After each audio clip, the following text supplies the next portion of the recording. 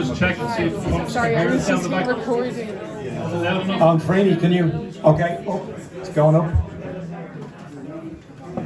Joe Mooney, can you hear this? Okay, fantastic. Miriam can hear it.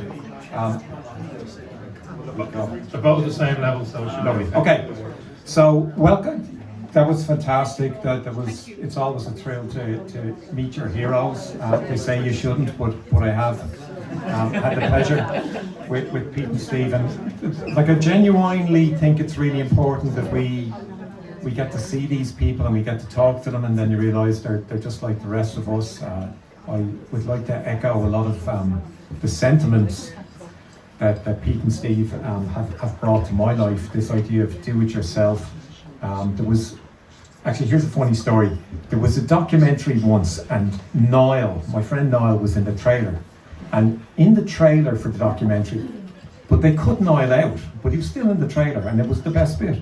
And Niall's quote was something, this is my memory of it, was, if you've got something to complain about, you've got something to change. And that's really something that we got from the Radiators.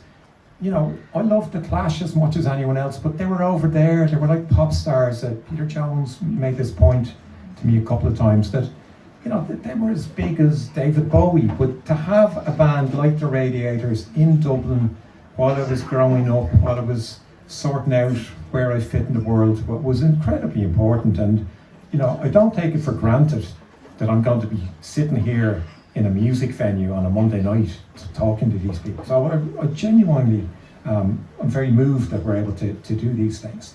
So we're not sentimental, so moving on from that to part two, panel two.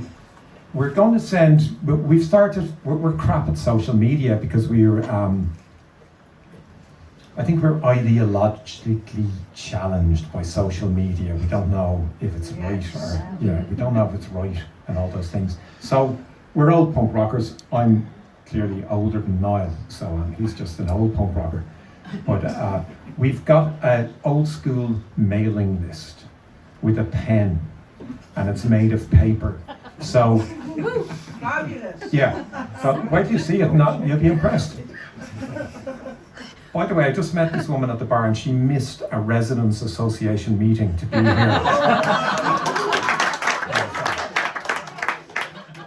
Yeah. So I think that, that shows commitment, and we can all learn from that. You've inspired us. No, I mean it. So we've got the old school mailing list. Niall did a brilliant job. Probably Miriam helped him. And if you want to write your email address, we will email you once a month, no less. We won't give it. We don't know anyone who would scam you anyway. So we just email you. We won't hive off your information. But we're going to do these events once a month, we hope, just to capture the stories. This one, because it's on the fly and it's our first one, it is what it is, and it's clearly brilliant. But for the other ones, we'll have a bit more time where you can ask questions as well, and we think that's important. So here's the book with the mailing list, and now we're going to bring everyone. The next panel, we'll do it one-on-one. So Elvera, when you're ready, if you'd like to come on stage, and here's Elvera Butler.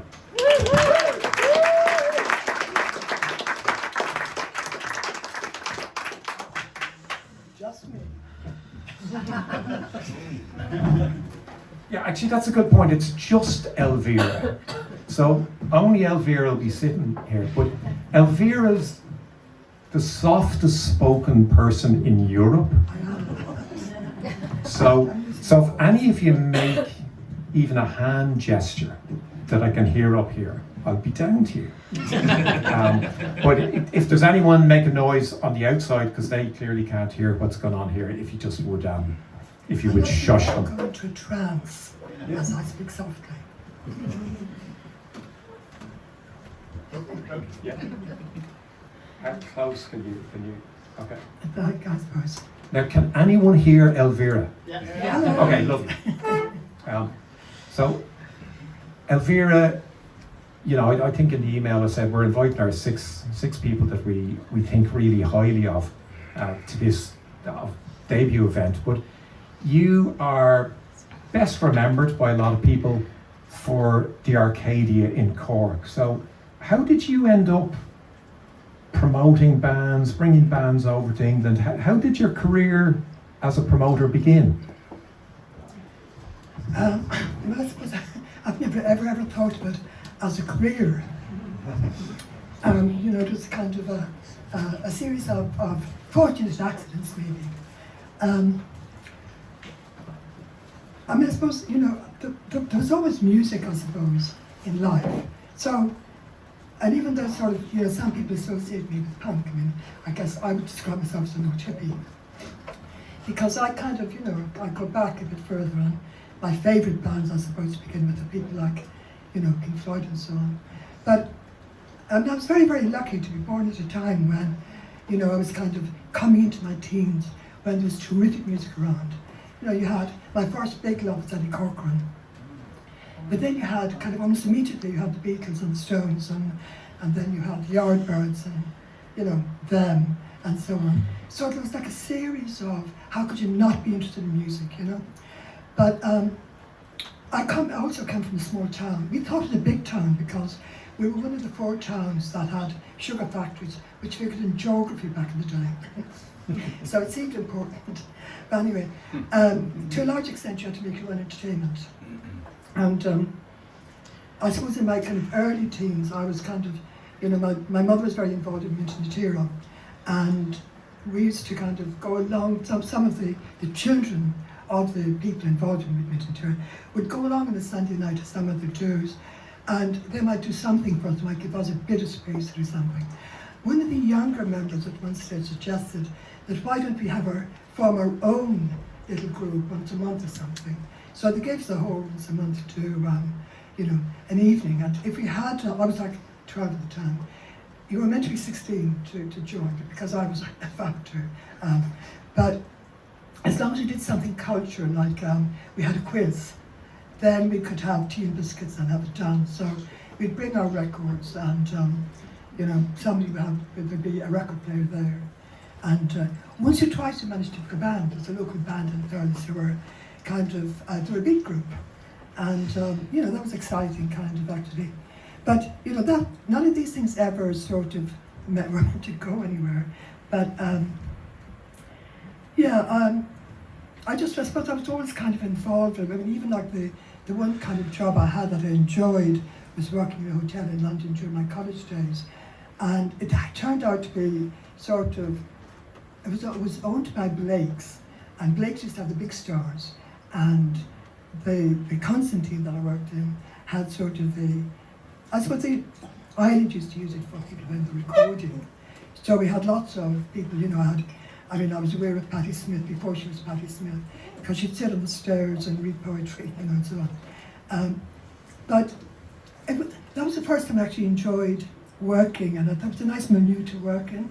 I worked there for 3 years while I was going to college. And at college, when in my 3rd year in college, when the kind of the opening, I suppose, for the next lot of people to be, you know, for the Students' Union committee to be elected, and the entertainment officer, friends for some reason egged me on to do it. I had no idea what I was going to do when I was at school, when I left college. This was my 3rd year, and I was I had notions of going to Jamaica because I loved reggae.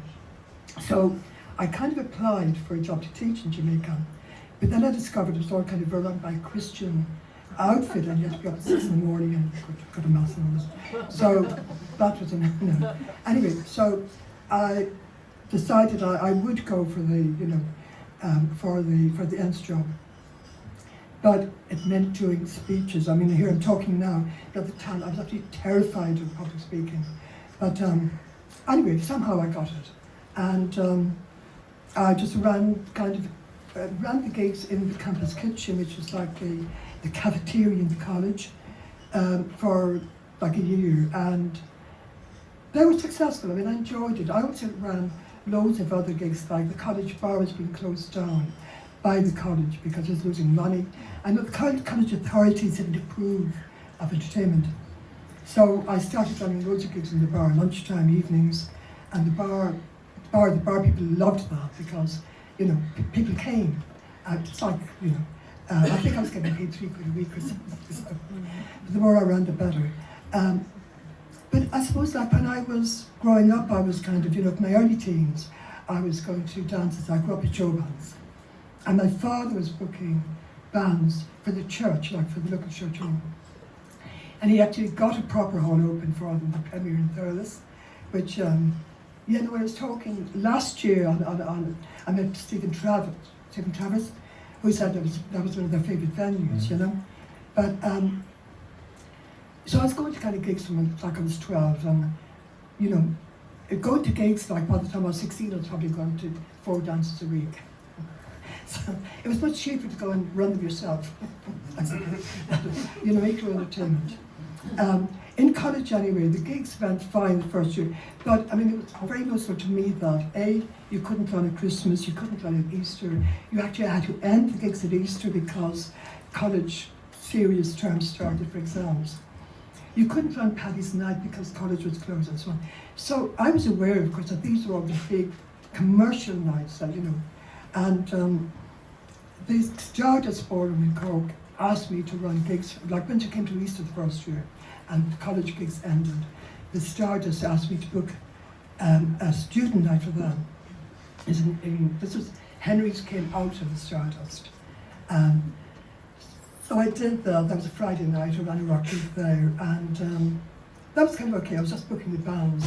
I had no kind of real kind of say over anything that happened. And I didn't actually like the people involved. So the Arcadia, which had been closed for 10 years, came to us and said, well, you know, why don't you, like, you can have the Arcadia for, you know. So we thought about it. I kind of thought it was a great idea. I mean, I tend to enthuse on things, I know, quite easily. And I managed to kind of talk the rest of the student union into giving it a try. So I was given a 3-month run. And if you didn't make money then, or, you know, if it was a total loss, you know, we'd accept that. So I think I started that in November in '77. And the first few months were okay. We had the Radiators in the first couple of months, at least once. And I tried to do 2 nights. I tried to do like a covers band night, a good show bands like the Memories and the Tweed and those, in order not to clash, because we had to pay for 2 nights a week, in order not to clash with the Stardust. So I ran the kind of covers night when they were running the rock gigs. I had booked in about 6 months of gigs that I was running against to begin with. And then on the Saturday night was the sort of the indie night. At the time that was like Jimmy Slevin and Fake and just a lot of, you know, Bogey Boys and so on. I suppose gradually, I mean, a number of things happened, of course. I think in about 77, 78, there was like the whole, you know, the kind of punk thing in England became kind of more commercialised. Record labels, I suppose, were realising there was money in that, and they were putting money into the bands to tour. So Dennis Desmond and myself had done a few gigs in Cork and City Hall before the Arcadia opened, and Dennis was building up an agency. So he was getting bands, and I would take them for Cork, and because it made a nice circuit for them because they had, you know, Dublin on a Friday and so on and so forth. But so there were more and more bands touring, and so the bands were sort of, you know, it was easier to get bands. At some stage along the line, we fell out because there were bands I didn't want to take. I didn't like heavy metal, for example. I didn't like bands where, you know, there's one particular band where they brought a doll along and a hatchet, and they were going to do something. That wasn't allowed. I really offended my feminist sensibilities, but anyway. So I started bringing bands in myself to have them for the Saturday night. I would put them very often in Trinity on a Friday, and sometimes up in Belfast on a Thursday, and there was one in Coleraine on a Wednesday. So you could actually have a little bit of a circuit going. And so I was able to, you know, I suppose I got to be known a bit then by the agencies in London, and I just got better and better bands. I also had a lot of reggae bands. I liked reggae as well. I mean, I loved reggae at the time until I moved to Brixton, Havana. But yeah, I booked a lot of reggae bands, and I kind of got to know them, and they spread the word out in Jamaican places. So, you know, we'd have Prince Farine a few times, and all sorts of, you know, the Horseback Wallace and all these people, which is great. I got loads of invitations to go to Jamaica, but I never ever went. But so the Arcadia kind of did go very well. I mean, it was a mausoleum of a building. It was, you know, we painted it black to give it kind of some kind of cool. Built a stage. Joe Hurley, I was looking after. I was managing it at the time, which had Declan Sinnott and Jimmy McCarthy in it, Southpaw. And Joe used to do the sound for them. So Joe became our sound man at the venue and helped me and my late husband at the time to build a stage out of. Joe got the packing crates from the Ford company, and we spray painted them black, and we built a proper little stage. And because we had a good sound man, and that all helped too. So people started wanting to play. You know, once there weren't that many places to play in Ireland. There were more gigs than now, more regional gigs, more places doing original music than now around the country. But like a lot of them are kind of very small.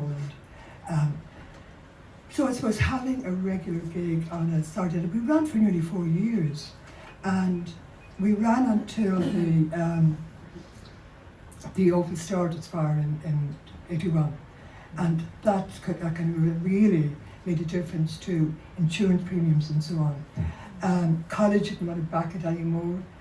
I got the Savoy in Cork and ran that for about 4 months. But it was out of kind of, I just had very little cash flow at the time. So it was, it wasn't backed by anybody. So I went broke on that after a few months. But again, and it wasn't really suitable, it was more of a concert venue because it was largely seated. But we had some great bands there. And that was... Okay, just to give people a bit of context. So Elvera found an old show band hall that was kind of run down, and this is pure DIY. They got packing crates from the car factory, from the Ford car factory, and built the stage. And what Elvera hasn't said is that pretty much every gig had 1,000 people there, and it was the only venue at the time that bands like The Cure, The Specials, The Fall, that were on that circuit, they were big bands, they were top-to-pop bands. Elvera's venue was dry. It was alcohol-free. It was probably the only venue, don't try this by the way, it was probably the only venue in the world at the time that had a fireplace in the middle of it. But the bands were treated incredibly well. So the whole post-punk movement in Ireland was really nurtured by Elvera to great extent. And the other thing, if you ever get a chance to interview Elvera, please grab it, because I just asked Elvera one question and that was 10 minutes. So you're the perfect interviewee. So we're doing kind of a speed dating, rapid fire thing. So please give it up for Elvera Butler.